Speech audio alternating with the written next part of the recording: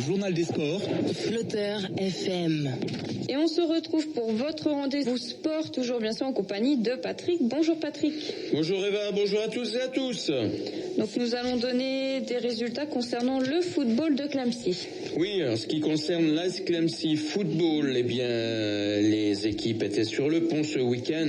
Eh bien, vu les résultats et le compte-rendu, c'est pas brillant, puisque l'équipe 1 recevait au Parc Vauvert Saint-Rémy-les-Montbard. Elles se sont inclinées sur le score de 1-0. Voilà une défaite qui tombe vraiment mal, très très très mal, puisque là, Clamecy tombe dans le bas du classement.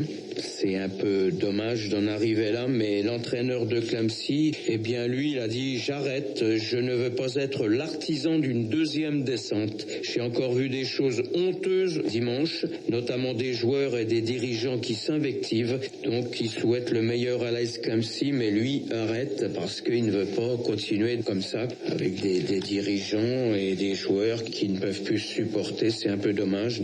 Donc je vais vous donner les résultats du groupe A de Régional 3.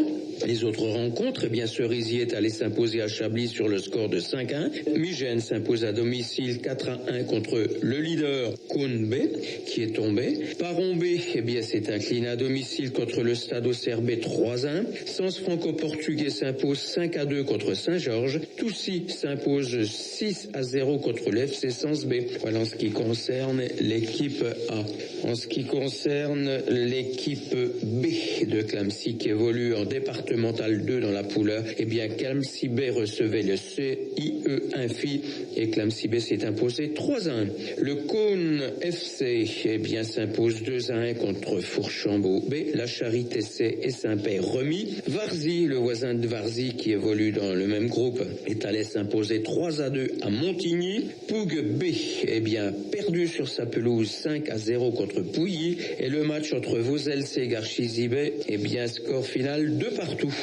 Voilà en ce qui concerne les équipes seniors. Les U18 se rendaient à Saint-Pierre, l'entente à Ligny-Clamecy. Eh bien, ils se sont inclinés sur le score de 4-1. Le but clamecycois est inscrit par Lorenzo. C'est un week-end difficile sur le plan sportif, mais sur l'état d'esprit des joueurs présents. Il faut continuer comme cela. Voilà en ce qui concerne l'AS Clamecy. Mais il y a également les clubs voisins. Donc, départemental 4 dans la poule A où évolue le voisin de Corbigny, l'équipe de Corbigny c'est le voisin de Tannay. Eh bien voici les résultats. Corancy s'est imposé 4-1 contre le voisin tannésien. Corbigny s'impose 3-0 contre Cercy B. Montsauge 3-1 contre Druy-Béard B. Sainte-Péreuse et Saint-Sauge 1-1, Exempt, Châtillon B. Nous passons à la poule B de départemental 4 où évolue le voisin de Varzy, Varzy B, c'est l'équipe B, qui recevait Garchizy Franco-Portugais B. Voisin de Varzy s'est imposé 3-1. Les autres résultats, il devait y avoir une rencontre entre le CU Infi B et Saint-Martin. Le match a été reporté. Chaugne B s'incline à domicile contre Lutney B 2-0. Marzy C s'incline lourdement à domicile contre Coulanges C 10-0. Et Neuvy Écossais B se sont séparés sur un score nul de 1-1. Après 6 journées, voilà en ce qui concerne les clubs voisins. Je vais vous donner aussi les résultats du critérium féminin où évolue l'équipe de Corbigny et de Clamecy. Eh bien, Guérigny-Urzy, les résultats à domicile a été défait contre Coulanges 11-0. Clamecy qui recevait le voisin de Corbigny, les Corbigeoises sont venues s'imposer à Clamecy 2-1. Cône a été défait à domicile contre Pouilly 5-2, ainsi que le FC Nevers B qui s'est imposé 8-7 contre l'Infi de Cise, et Charin est allé s'imposer à Serrin-Verrien 2-1. Donc voici en ce qui concerne le football, on se retrouvera dans la semaine pour d'autres résultats sportifs, notamment tennis de table, cross et tir, et on se dit à bientôt Patrick. Au revoir et match à tous, bonne semaine. Le journal des sports sur Flotteur FM.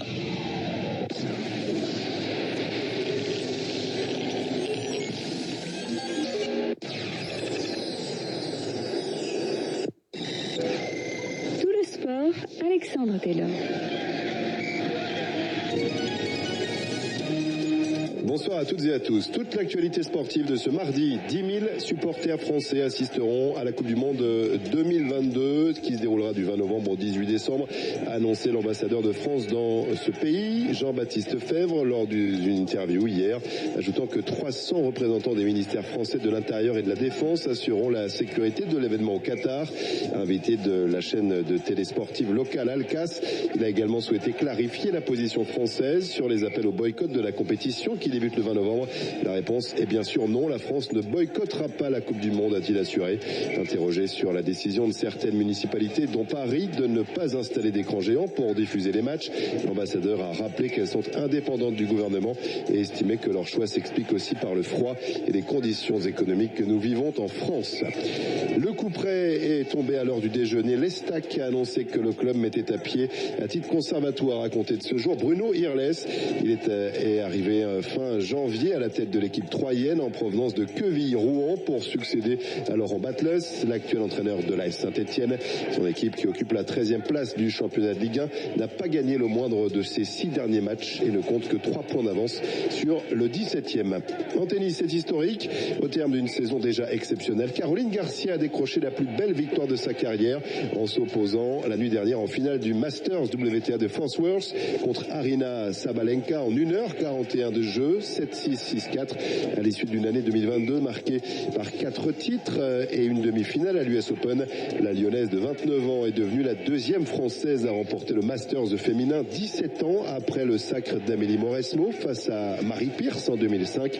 Elle a pu compter sur les 2 grandes forces qui ont fait d'elle l'une des meilleures joueuses du monde ces derniers mois, son service et son jeu offensif beaucoup plus solide de bout en bout et décisive dans les moments clés.